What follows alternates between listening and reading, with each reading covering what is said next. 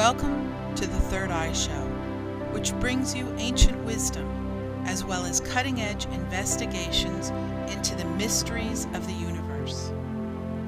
The Third Eye Show celebrates our diversity, like the unique beauty of each individual wave, and our oneness, like the magnificent ocean from which each wave emerges. We are all one in spirit as we live on this earth plane. The third eye is said to be able to see into the spiritual and psychic realms. At a time when our lives, our country, and our planet are undergoing intense transformations, we will explore topics that will fascinate, enlighten, and empower. Join us as we witness the thrilling ways spirit manifests in our daily lives and the varied paths we choose to create heaven here on our earth. The Third Eye Show is created and offered in love and light.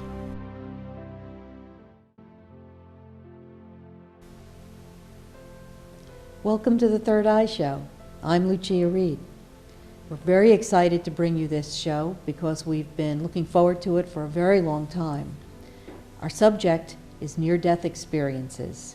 And first of all, I want to thank everybody who answered our call and sent us their experiences. We really appreciate that. We taped about half a dozen different stories, and we're going to share them with you. These stories have a purpose.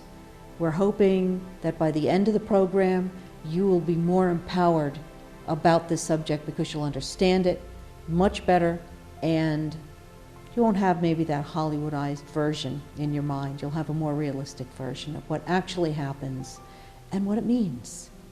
So join us for a discussion of near-death experiences on today's Third Eye Show.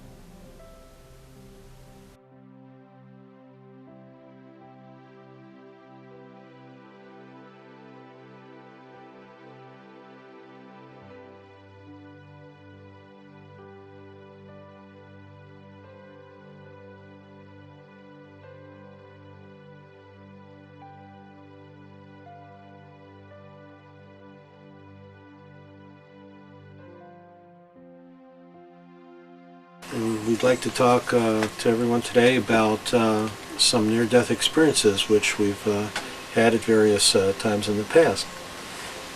Joy, would you like to share first? Well, I guess mine goes back the furthest. The experience that I would like to share with you took place back in actually the 1970s, and I was in a difficult childbirth situation, and I left my body. I was not under anesthesia, and I suddenly found myself up in the ceiling, by the ceiling of the delivery room, and I was watching everything that was going on from that perspective as though it was happening to someone else, and I was hearing what was being said, and I very clearly had heard them say, "We're losing the mother." And at the point that they said that, a sudden understanding came to me. I saw a silver thread that left my body, and it seemed to come out of my heart center somewhere. I don't remember really clearly now, but it came from the center of my body, and it just sort of drifted down to the woman who was on the delivery table. And it was at this moment that I realized that that woman that I had been observing was me. They started taking measures at that time, of course, because they realized that I was leaving the body, and they had someone come in and administer anesthesia, at which point I snapped back into the body. It took me probably a few years not to actually recall. I think I remembered this experience, but because it was so far separate from my sense of reality at that point in time, and I was going through a lot of other stress, I sort of backburnered it.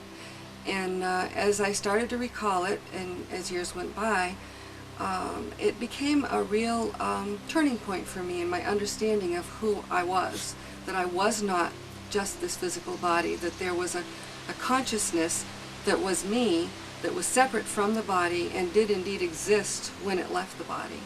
And that was really a beginning for me in, I think, in the spiritual understanding that I have now. Well, thank you.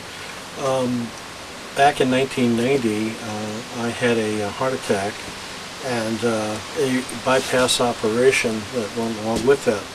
And was given general anesthetic, and during that time, I was actually partially conscious for a while the drugs were taking place, and I had the experience of leaving my body, and it was a very disconcerting feeling because it was very, very rapid, and I wasn't sure exactly what was happening at that point. At first I thought I might be, passing, but I rapidly turned around, almost in a state of shock, you might say, and saw my body on a table, and I just took a deep breath, hoped for the best, and let the process happen. The rest of the details of that I hadn't recalled until, like Joy, sometime later, and I had found out that there was a process of review for myself that gave me some choices about whether or not I could relieve myself of that body or choose to even exchange the body, which was an option I evidently took. This happened to be something called a walk-in experience later that happened in conjunction with this.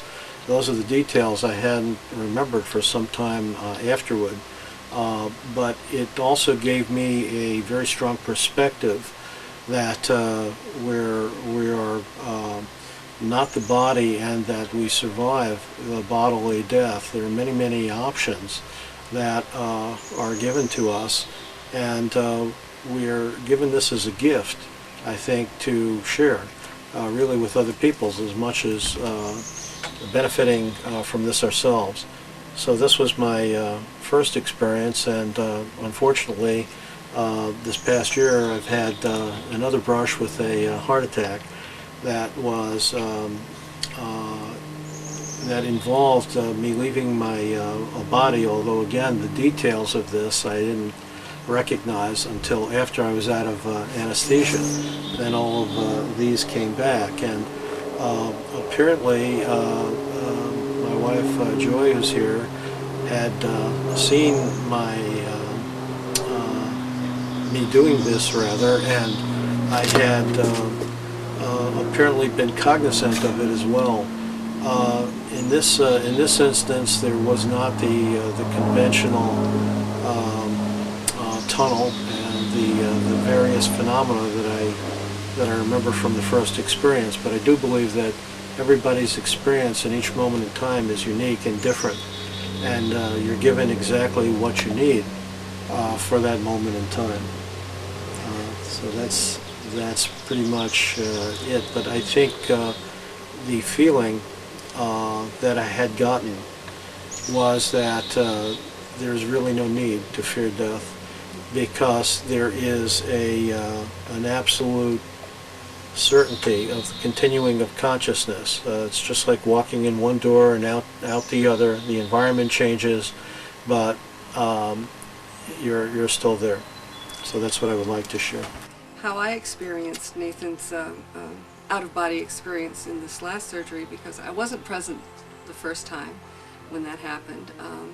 And I was waiting, I was in the waiting room this time while he was in a 7-hour surgical procedure, and I got to thinking about how when he had his last procedure, he had indeed had the walk-in experience where the birth person had left the body and Nathan's soul had walked in. And as I sat there contemplating this, it all of a sudden occurred to me, wait a minute, what if he does this again? Who am I going to be married to at the end of the day here? And not too long after that, thought crossed my mind, and being much more attuned to other planes of existence than I have been in the past, I was sitting in the waiting room when all of a sudden I sensed Nathan's presence coming into the room, and I could see what appeared to me as Nathan, and there were other beings around him, beings of light that surrounded him. There were several of them that were not as distinct as he appeared to me.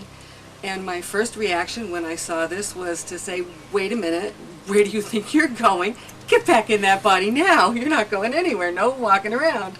And he smiled at me, and you know, he left the room. When they allowed me to go see him after the surgery, when he first came out from under anesthesia, one of the first things that he said to me was, and he was still pretty groggy at the time, but he said, I left my body, but my guides made sure I didn't go too far, and they made me go back, and you were there. So I realized at that time that what I had seen and experienced, he also recalled having that experience as well. And I'm glad that he did go back, so that he's here with us.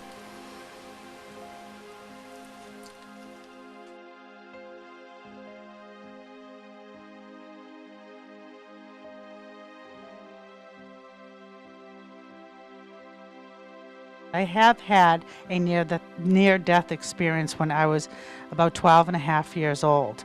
And I did not feel uncomfortable with it. I actually felt a sense of peace. It was almost like, you ever watch like those science fiction movies where you're time traveling? You know, they show time traveling, like going through a tunnel with all these colors spinning around. That was my sense of it. And there was a light at the end of the tunnel. But obviously it wasn't my time, and I was sent back.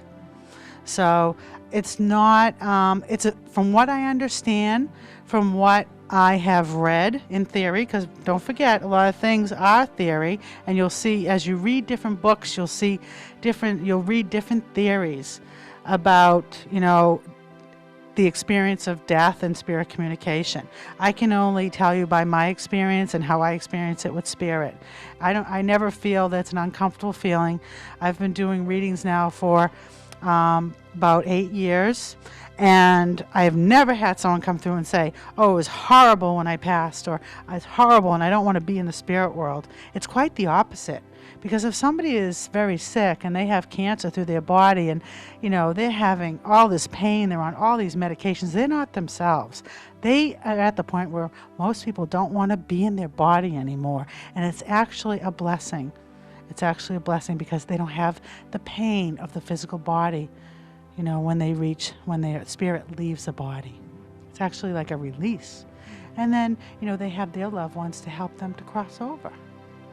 Okay? Does that make sense to you? Okay, good. Good, okay.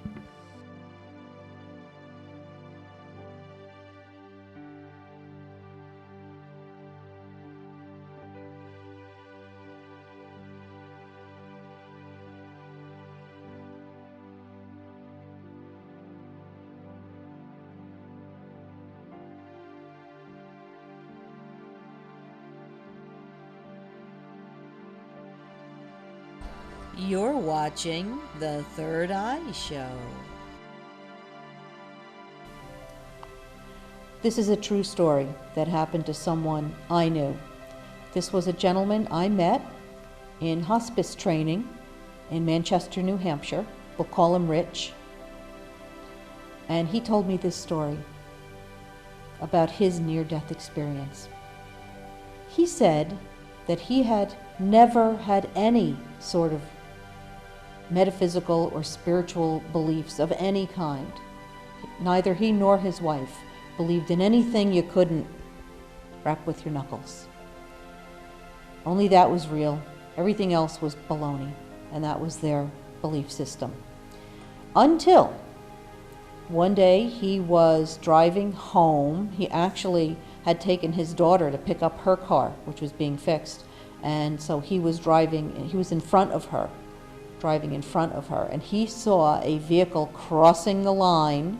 Whether the guy fell asleep or was drunk or what his problem was, I don't recall. But he was crossing the line and was heading right for them.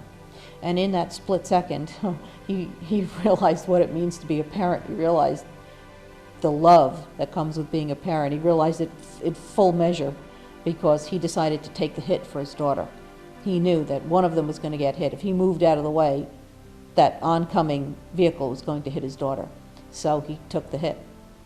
And he said that in the split second that he watched this vehicle crossing the line and approaching him, he saw a lady sitting next to the driver, staring right into his eyes as they hit.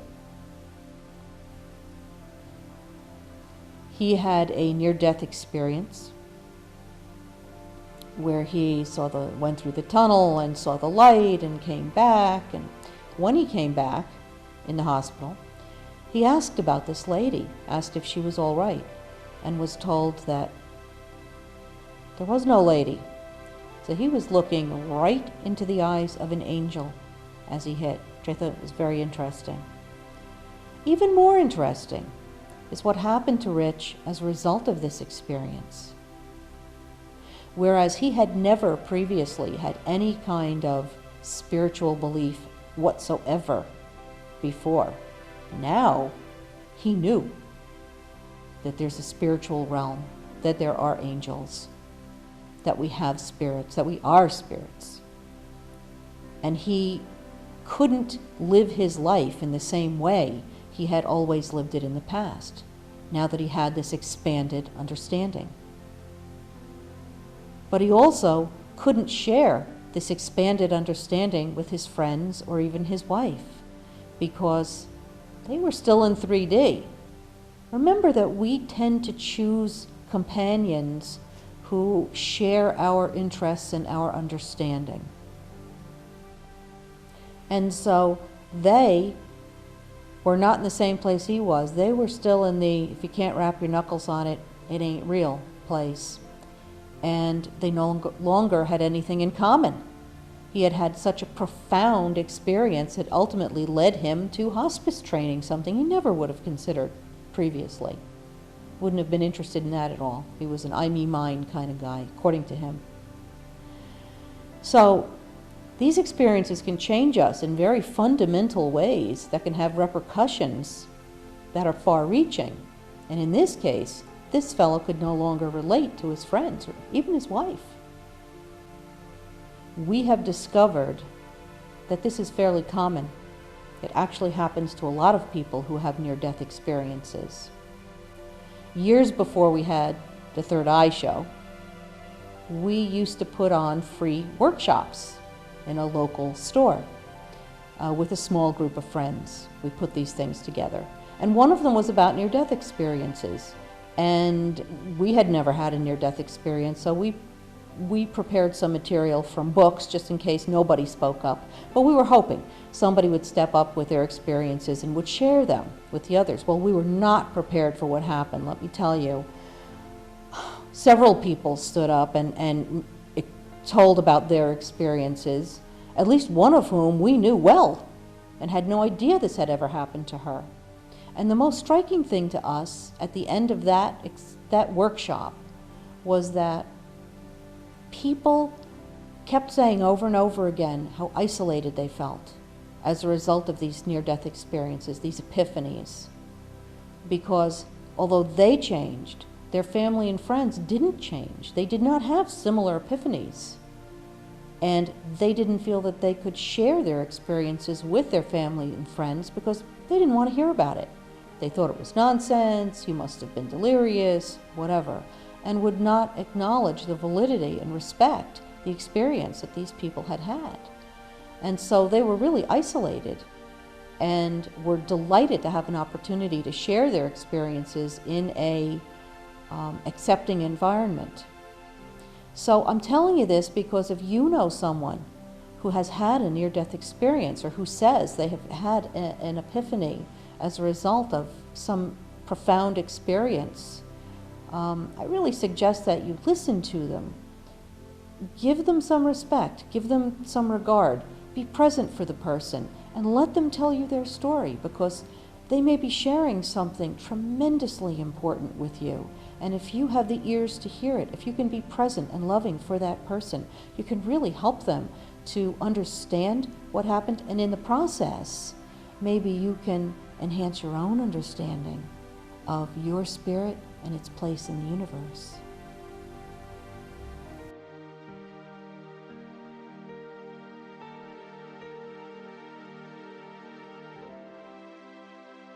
It was a Saturday night, and we knew the local dentist. My dentist was still there, and I asked my husband to call the dentist and recommend something that could help me in the situation. And Saturday night meant that everybody was at the country club. So My husband called the country club, and sure enough, he was there. The dentist was there. And he prescribed Demerol and penicillin to help the situation, and said that Monday morning he would be glad to pull my tooth. I took the penicillin first, and about 5 minutes after taking the penicillin, I broke out in hives. And I was itching all over besides having a sore tooth.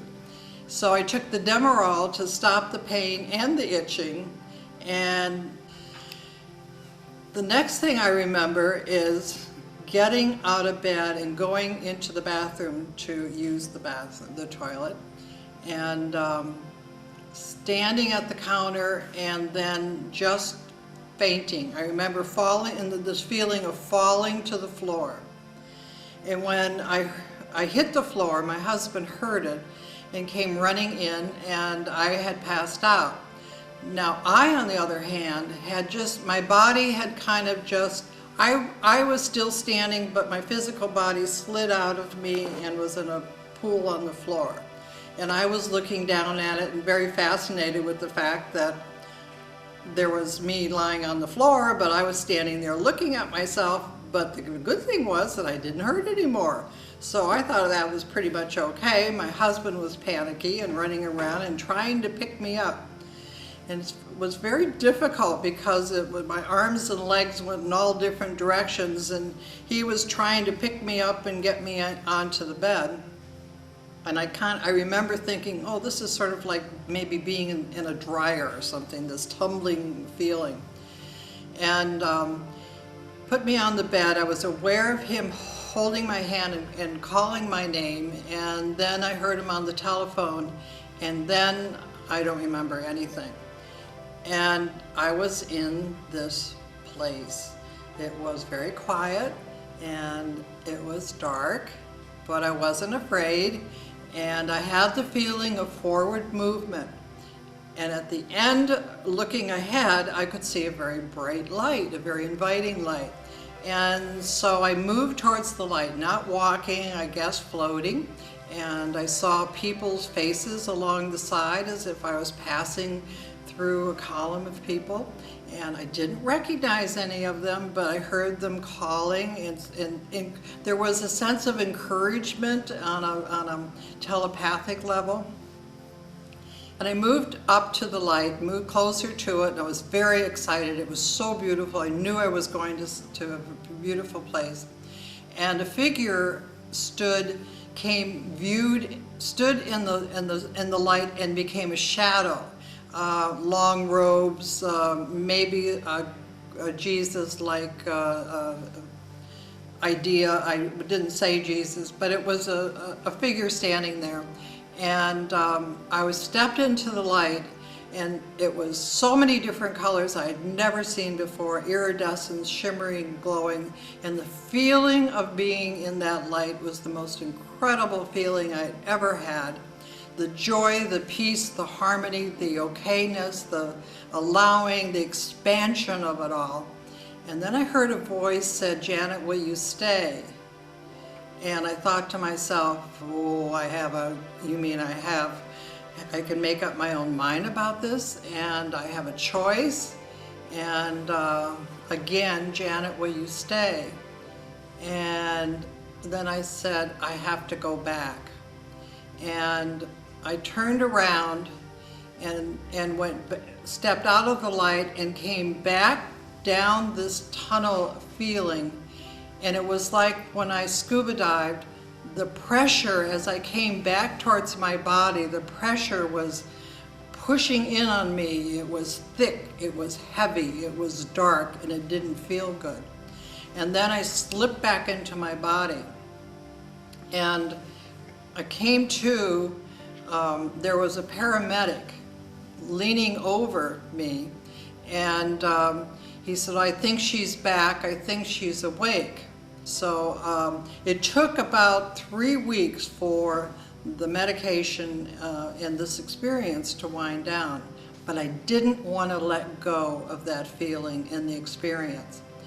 I tried to tell my husband what had gone on, but he couldn't quite understand. He really didn't want to hear it, and oh, you were just dreaming and forget about it.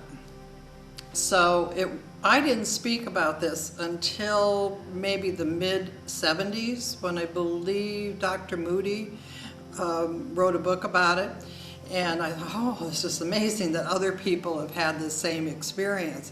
And I felt validated. But I made a decision for myself. In those weeks that I was recovering just after, I wanted so much to be back there, but then I had this guilty feeling. I had a young family, and a lovely home, and I had a life, and yet I kept yearning for the feeling of this other place. So I decided, and it gave me, I made a decision for myself. I want that feeling I had up there, out there, down here in my life now, and only down here, meaning in the present. And somehow I was going to research and find, and I thought, why is it on the other side? That's when we have this glorious feeling. Why can't we live it now in the present? So that became my the impetus that got me to start studying metaphysics and the occult and the various religions. And it also let me know that if I was truly dead as I took that trip, I was thinking, I was making decisions, I was aware of my surroundings, but my body was down there. It was in a different place. I truly felt that there is that life after death, that there is an awareness that I was in control, that everything was fine. The part that really surprised me was that I was able to leave my young children behind, leave my life and my husband, and it didn't cause me any angst. It didn't grab my heart, and that bothered me a little bit. But apparently when there's the detachment from the physical, we are released from those kinds of commitments or feelings, and it didn't mean I didn't love them. As I thought about this experience over the weeks and months, my decision to come back, what made me want to come back? I don't remember having a specific reason, except I knew that there was a draw for me, that I had something I had not finished, or I had something ahead of me that was going to happen. I had no idea what it was, but I felt I couldn't leave something undone behind. I guess it was more like that feeling. And as it turned out, a couple of years later, my family was, my two children and husband were in a very horrific automobile accident. And my son was paralyzed and in a coma for a month. So he was at 7 years old, and a daughter who was very severely emotionally damaged from it. So the two young children had long healing ahead, and they very definitely needed their mom around to guide that. So I felt that that was one of the reasons why I needed to be here. And also our second daughter came along, and she was just 6 weeks old when our son was hurt so badly, and the daughter hurt. The day of the accident was kind of interesting. Our little 6-week-old baby had a hard time breathing, and so I had sat up all night with her on my chest, and so that she could breathe. And my husband wanted to go out and do some errands, and took the children and decided to do some errands, and I said, fine, I'll go back to bed. And I had the baby in a little doll bed next to me so I could be aware of her breathing. And I remember thinking I was asleep, and I heard a tremendous crash and a flash of light, and I jolted up and sat up in bed, and I heard the two older children calling, "Mommy, Mommy." And I thought, oh, they're home. And I ran downstairs and looked in the garage, and the garage was empty. Now, we had two cars at that time, a commuter car, which was, I believe, a Rambler, and then my husband had just bought a big new Mercury station wagon, and thank goodness he had taken the station wagon, because a logging truck had hit them from the side coming off, of the brakes failed and came down a bridge and hit them broadside, and it was quite a bad accident. Anyway, I heard the children crying and I couldn't find them, so I went back to bed and I laid down again, and I thought I had just drifted off when I heard them crying again, "Mommy, Mommy." So I got up and I went down, was at the top of the stairs to go down, and a neighbor came bursting in the door and she said, "Jan, you've got to go to the hospital. They've just brought your family in." So it was, that experience was still ahead, but all of it, why it happened, why accidents, are there really such things as accidents, or is it a chosen path that some of us have agreed to take and then interact with one another to help us through experiences and to learn the good and learn the gift in whatever was happening and why? And the two experiences really opened up my heart and eyes to look further into the possibilities of other explanations. So I guess in ending here, I would say that I realized that I had a reason to be here, that I needed to come back and to continue with my journey and my interaction with my family, that we still had a lot to do.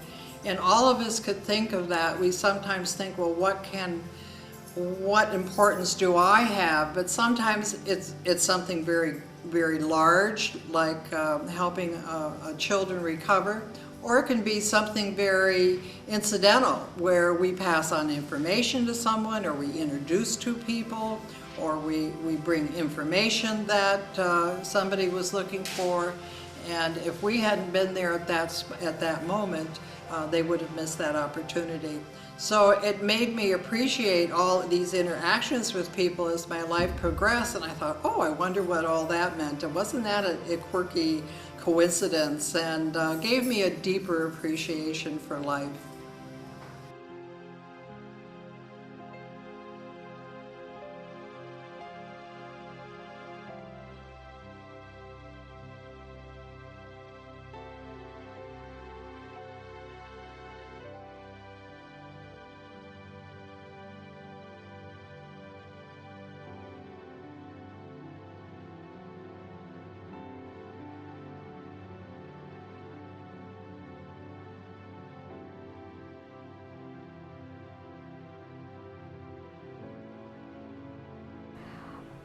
Yes, when I was, I had had an operation, and I had been brought back to my bed, and within minutes of that, there was blood all over my bed.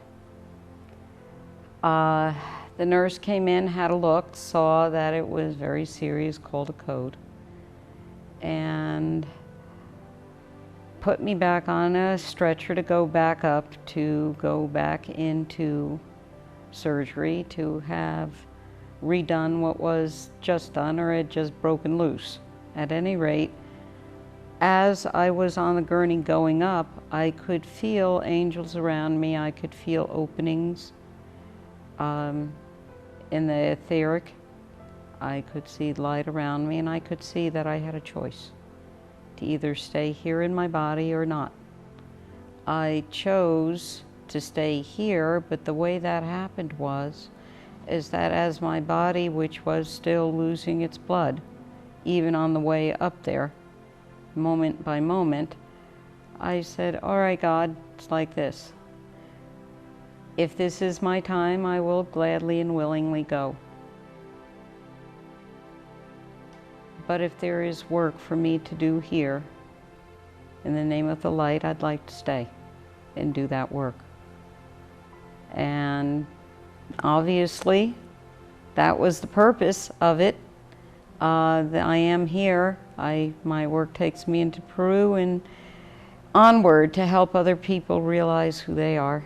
And I know that's what it's about. That's what a near-life death experience is about is it's an awakening, or in my case, it was a reaffirmation of what I had already been doing, but it is only a door nevertheless.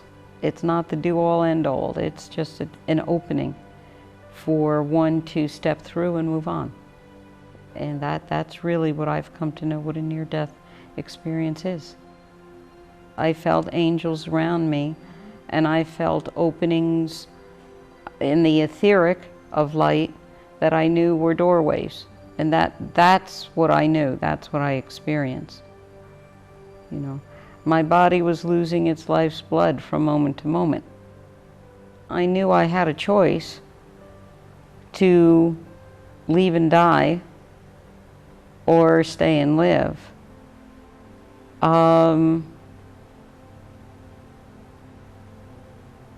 I can't say it was the dramatic, you know, it went from here to here or this happened. It wasn't like that at all.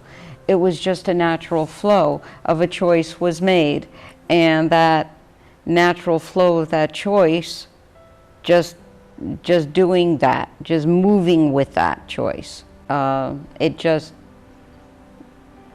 strengthened what I already knew to do and had been doing, which was taking, you know, we're doing workshops and doing things, yes. At that time, I wasn't taking people into Peru, but everything was pointing to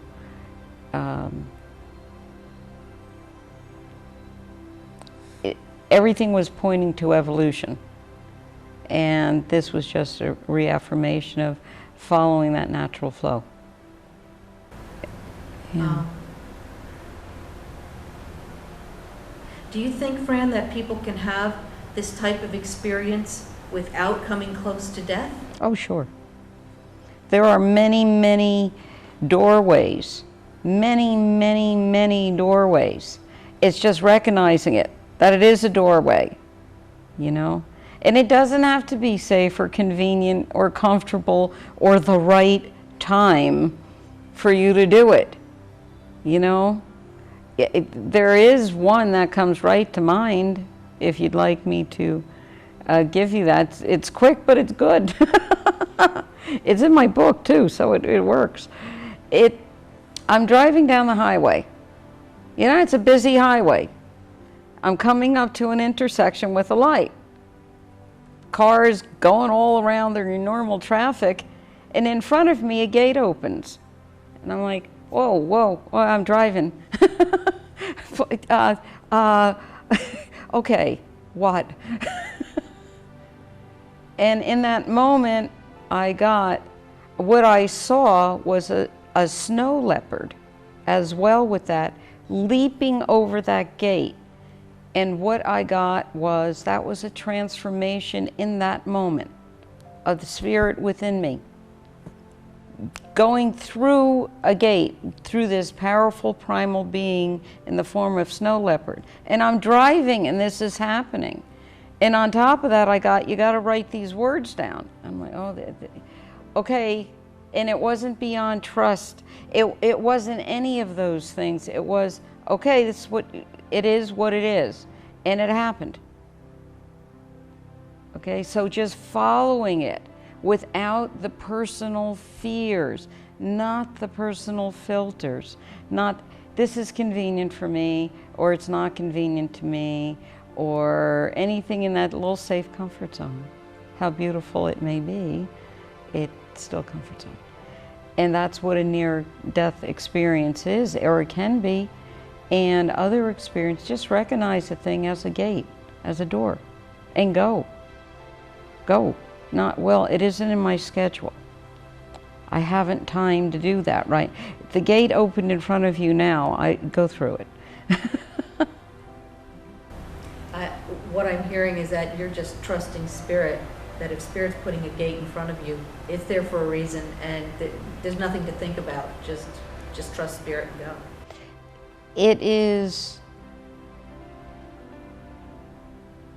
It's both, we are all one.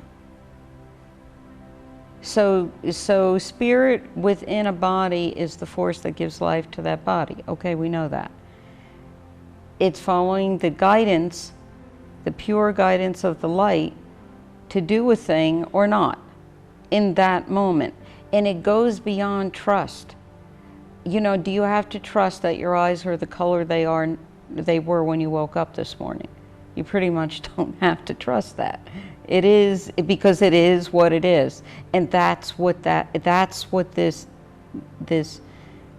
knowing of when a gate opens, a door opens, a near life experience, know it for what it is and just do it. Just like you know what color eyes you have and that they're very likely not going to change before the end of the day. It really, and that may seem simplified, but it really isn't. It really is that simple. We've been taught that life is not simple. But it is simple. Just be. Most of the all of the important precepts in life are simple. Just be. It's all simple. Mm-hmm. Thanks, Grant. You're welcome.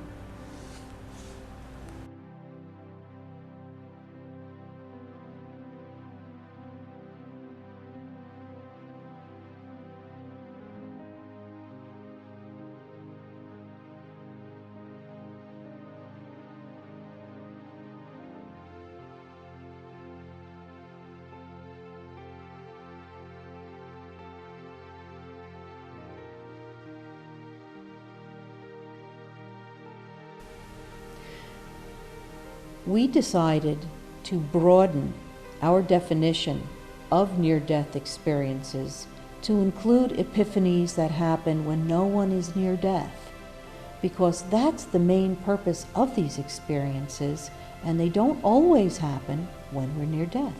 They can happen at any time. We're going to share a couple of those stories with you now.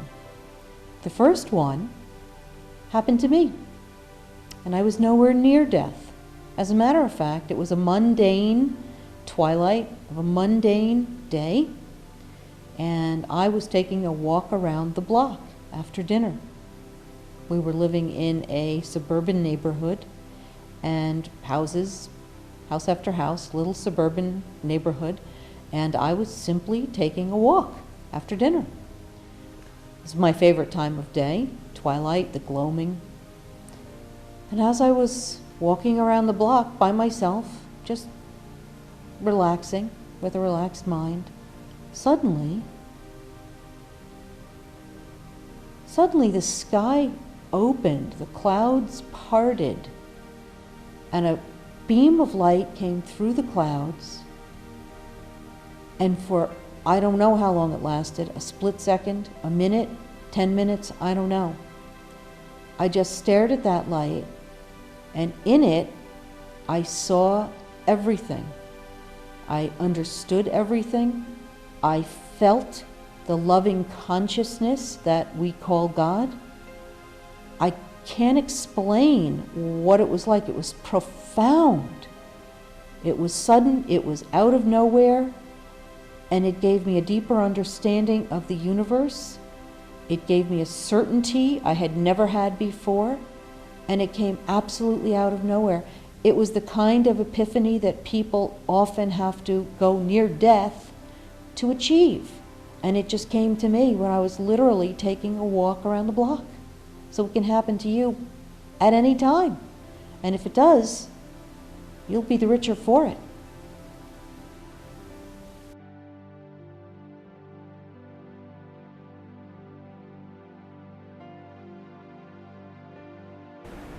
Lori, does someone have to actually near death in order to have this type of experience, this spiritual epiphany? I'm glad you asked that, Lucia. I don't personally think so.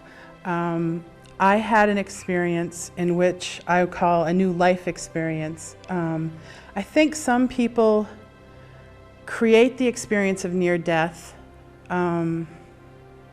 because it's an opportunity for them to experience maybe a way they need to validate the experience. In other words, they have to die in order to be reborn. With me, I was in a very deep depression, and unbeknownst to probably everybody around, I was, things were changing in the home and the job and everything else, and I was tired. I had been through quite a few things over I think it was 1999 that I had the experience.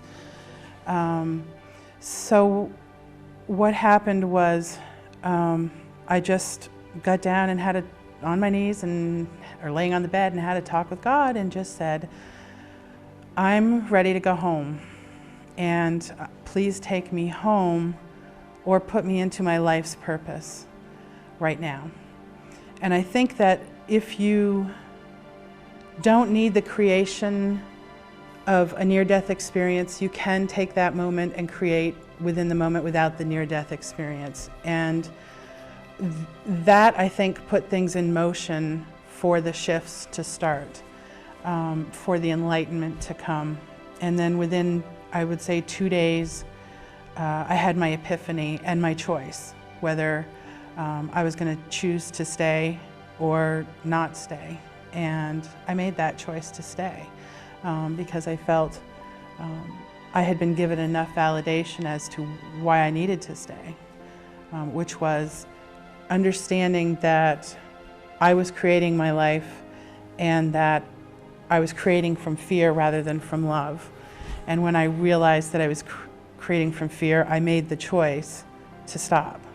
And then from that, chose to really take every decision and every thought in my head and shift it away from fear. And it took a while to do that.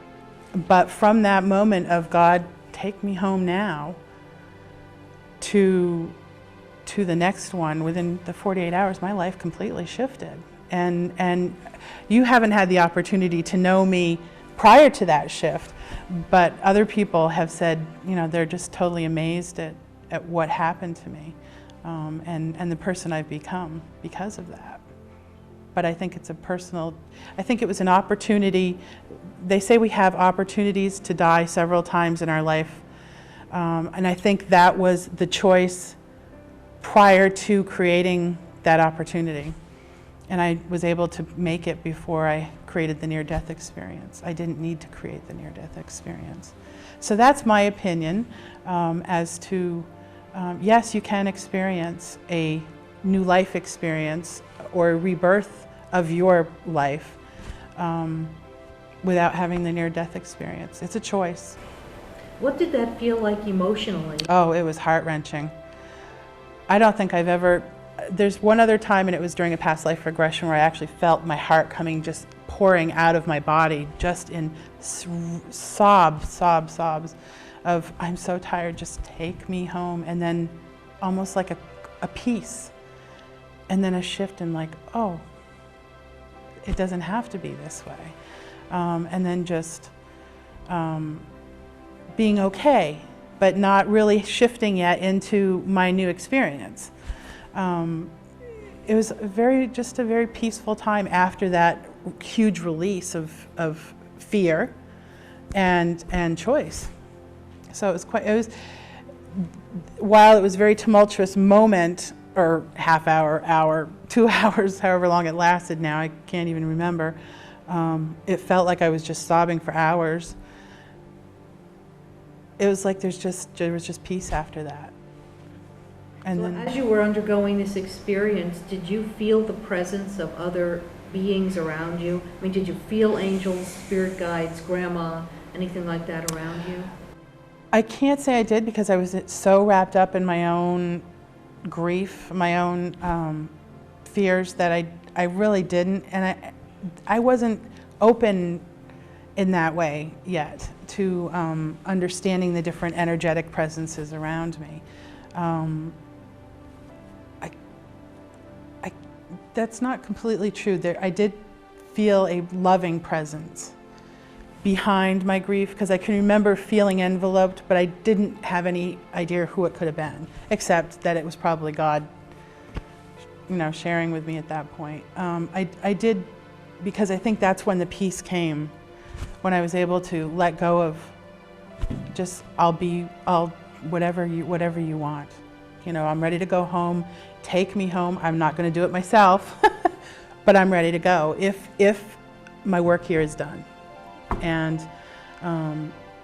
but I knew there was something more. I've always known there's something more than my life had been creating for itself. It was just an opportunity at that point for me to be done with it or not, and I chose not to be. And boy, did my life change. Were you able to share this experience with other people? Was there anyone who would understand? When, at that point, I began opening psychically, I guess, opening consciously, to experience other things. And I think that was in February. In May, I had my first vision. And then I started meeting like-minded people. And I could share with them. You know, I could share with them and create my family of like-minded people that I can share those kind of experiences with. Share with my family? No. They really don't have any idea of some of the things that I've experienced. But as your consciousness shifted, people of like mind presented themselves. Yeah, because that's the law of attraction. Absolutely. I mean, I was ready to have that experience, to draw my teachers, to teach and be taught. And at that point too, because, and if I can allude back to Nathan's story of a walk-in, my experience was similar to that, in that I had a great opportunity not only to be present as myself, but to have another presence join me. So it was very interesting. For people who perhaps didn't see that program? It was talking about a walk-in who, a walk-in is a consciousness, a higher consciousness that does not have to go through the birthing experience. It can come in fully conscious of its presence. And in most cases, one walks in at that crucial point when a person has the opportunity to leave. That person will leave, usually in a near-death experience, and the other consciousness, the higher consciousness, will come in and take over from that. And that's where you get the really total changes in likes, dislikes, and everything else. And my experience was more like an opportunity to meld and share and blend in the same space. And that's what's been happening over the last 8 years, 9 years. So that was actually a line of demarcation in your life. Oh, when absolutely. everything changed. Absolutely. My whole perception of everything changed within a few months, and started me on a path of incredible beauty and change and growth and allowance, surrender, everything. So if someone out there, someone who's watching this program, has had a similar experience and doesn't have anyone to talk about it with, doesn't know what to do with it, do you have any suggestions for that person? Find your nearest metaphysical store and find somebody that you can speak with, or write in to different, go to Hay House. There's different people at Hay House that you can call into their radio program. You need to get it out. You need to make that connection with somebody that will understand. Otherwise, there's this thing called thinking you're going crazy. And I've certainly had that too, because some of my experiences have been out there, to say the least. So thank you, Lori. We're going to provide some suggestions for further reading. If someone is interested and they'd like to read about it, there are researchers like Melvin Morse, who studies near-death experiences in children, Ray Moody, PMH Atwater. Yeah, and Dannion Brinkley is probably the most famous experiencer. Sure. Has the most famous story to tell. So you're not alone, right? No, you just feel it sometimes, and you're not, because the fact is there's people experience it all the time now. especially the way things are going now with our energetics and the veil thinning. People are experiencing more anomalies and more phenomena than they've ever have before. Thank you for your insights, dear one. Well, thank you.